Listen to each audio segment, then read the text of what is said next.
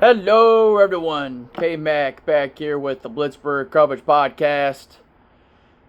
Bringing y'all back, man. Happy Wednesday. Even on a Wednesday, we're talking about a loss because that is what happened here in week number 4 of our NFL season. On the road, Indianapolis, we took an L, a fat L. Your final score, 27-24. Colts with a victory. And, let's dive right into this thing, man. For the first half of this game, we were pretty much asleep. It looks like we were still on the team bus. The Colts took it to us, man. First drive of the game ended with a touchdown.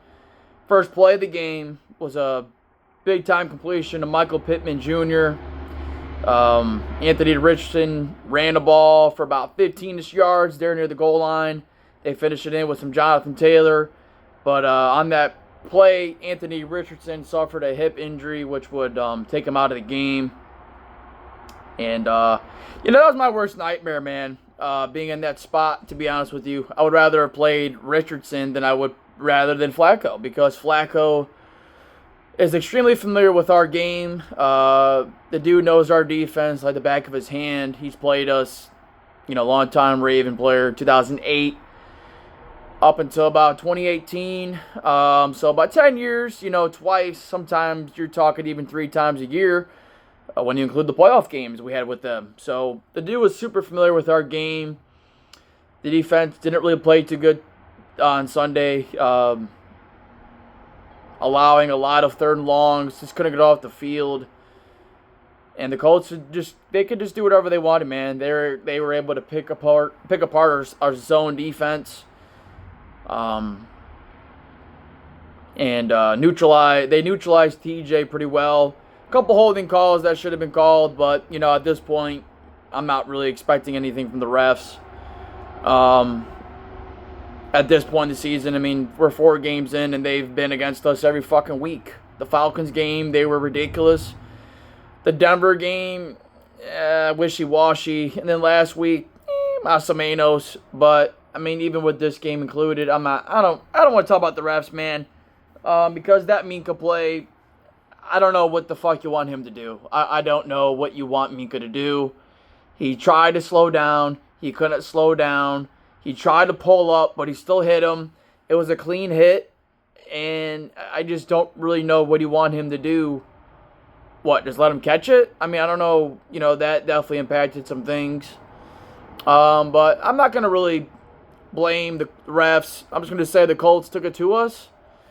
The defense really, I thought they played a lot better in the second half. Still not really up to the standard this should be at, but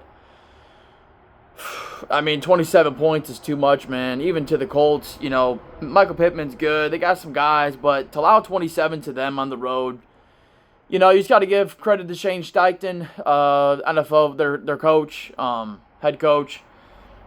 Had a good game plan against us last year, and when he was the Eagles OC, had another good game plan. So maybe teams will look to utilize that game plan against the defense. I don't know.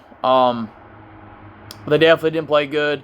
A couple pressures, but didn't really get there until later in the game. Herbig, honestly, they just ran at him. They ran away from TJ. They ran mainly to the left, and they kept going to the left with runs and even plays at time. So it was just like, I don't know. The team really just played bad the first half. And I'm not going to really just point all on the defense because the offense played their hand as well. They didn't really score, let alone do anything the first half outside of that field goal. And that just allowed us to at least survive. 17-0 is tough, but 17-3 is a little bit more workable. But, it was another crucial turnover when, we're driving. Pickens just got a first down, and for whatever reason, he has it out there hanging for, somebody to snatch that shit, and he fumbles the ball. I don't know why he didn't just tuck it, go down, or tuck it, go out of bounds, but he didn't. And, that would have changed things. We were going to go in and probably score points, at least. Offensive line really I mean, the first half was just dreadful. Honestly, it was like the Bills game. Just big play after big play. Offense couldn't do jack shit. I thought the line did okay. I mean, I don't understand why Arthur Smith has this fascination with running into stacked boxes, especially with Najee, who is not a shotgun running back. And can we please stop with the pitch plays the outside with Najee? He's too slow. I'm sorry. That's not his game. East-west, getting out there is not his game. North-south. Put him in I form, put him in single set, pistol. I'm cool with that, but shotgun and that shit does not work with him. It doesn't work with him. But the first half, yeah, we go to the half. First half, we go to the half, 17-3. Probably should have been 17-10. But second half, though, things definitely turned around. I knew as long as we got a field goal at the end of the half, I knew we could turn it around and really fight. And man, you gotta give some credit big time to Justin Fields and the offense for coming back in this thing, especially one-dimensional. To be honest with you, when you consider Najee at one point had 9 rushes for like 9 yards for like 10 attempts, highly inefficient. It was unfortunate to see Cordell Patterson leave the game with an injury. He was running it pretty well, like 6-7 yards a carry. He would have had a good day. I feel like we probably would have won had we had Cordell Patterson in, because he was running fine. There was holes. He was hitting the holes, and sucks to lose him as the injury list got longer even during the game Sunday. So leading up to the game, we still had Dan Moore, James Daniels. It sounded like McCormick/Anderson was playing in there. Zach Frazier, obviously, and then Broderick Jones, the right tackle. And then during the game, James Daniels leaves with an injury. Turns out now he has a torn Achilles, I want to say, or some massive injury, and now he's out the rest of the year. So that's great. As soon as we get Isaac Seumalo probably back soon, we're going to be missing another guard. So now you're going to look at a flex lineup of probably McCormick to the other side. I don't know. We'll see. We'll talk about that moving forward as we preview the Dallas game Sunday night. But with this game, second half, Fields really turned it up, man. Over 300 yards scrimmage yards, 50-plus rushing yards, 2 rushing touchdowns, a passing touchdown at Freiermuth. It was good to see him get a tutty finally. And he played well, man. He made some really good throws, and people are saying this was arguably his best game as a pro. I can't speak to that because I didn't really watch all of his games like that with the Chicago Bears. I did see him sometimes, but I would definitely say this was by far his best game through the first 4 games this year. And it was good to see that it was Sunday had a lot of goods, but a lot of bads. And honestly, I would say the bads were more or less, we beat ourselves, man. We beat ourselves. The turnovers, stupid penalties. I mean, just that play where the run play's over and Broderick Jones or Spencer Anderson, whoever, whatever, they both got flagged, or one of them did, comes in like a crazy hurricane and knocking Colts players out of the way. What the fuck are you doing? The play's over. You're coming in like a wild man, costing us yards. We already have a small margin for error. We can't turn the ball over and have penalties and win. This offense can't do that, but they almost did Sunday. But you know what? It doesn't matter because we still lost the game because, quite frankly, offense and defense played their hand in this. Offense, where the fuck were you at the first half? Couldn't run the ball. And, why Tomlin didn't kick that 58-yard field goal with Boz, I don't know why he punted that shit. Anytime we can get points, I think we should try to get them. It's in a dome. We were in the same situation last year where Tomlin decided to punt the ball rather than kick it, try to at least score. I don't know why. And the defense just got picked apart, man. Big plays. Josh Downs had like 7-10 catches for like 70 yards. Jonathan Taylor got hurt during the game. Michael Pittman Jr. had over like 100 yards during the first half. It was like, Jesus, guys, we can't guard no one. The JPJ had his back. honestly, I'm going to say Joey Porter Jr. had his worst game as a pro last week. He got worked. Dante Jackson made some nice plays, but the defense really didn't play too well. Like I said, they played good in the second half, but yeah, man, I mean, we get it 24-27. We're fighting back. We're matching the Colts at least. We're at least, Justin Fields, at least when the pressure was on him, he came up big. I will say that. That's a very positive sign. And it's hard to say he's not quarterback one for the rest of the year, in my opinion, because he's definitely more mobile than Russ. Russ, I don't know. Every week he's limited. I don't know how well he can move. And with the line that has many questions, who is to say Russ doesn't get thrown in there and then gets hurt? And then we're right back where we were anyways. So you might as well just keep him on the sidelines, chilling. And that's just my standpoint on it. Fields was the first Steeler quarterback since Ben retired to have goddamn over 300 yards of scrimmage, passing a touchdown, rushing 2 TDs. And he's an absolute red zone threat within the 10-yard line. Anytime he sees a time to run it, he'll fucking run it. And I like that. It's a big component of this offense that we have needed for a while. We haven't had a mobile quarterback in a long time, man. And it just sucks to see that, we had momentum going. I don't know why we were in a no-huddle situation offensively for the last drive of the game, but whatever. We needed like 20 yards. We're rushing. I'm like, we got 2 minutes left. Calm the fuck down. And what do you know what happens? Zach Frazier snaps it to Fields. I don't know whose fault it was. I don't know if Fields wasn't expecting it or the cadence or whatever. Another muff snap, and it finally costed us. You're talking 1st and 10 around the 40-yard line to damn near the 25-yard line, 2nd and 25.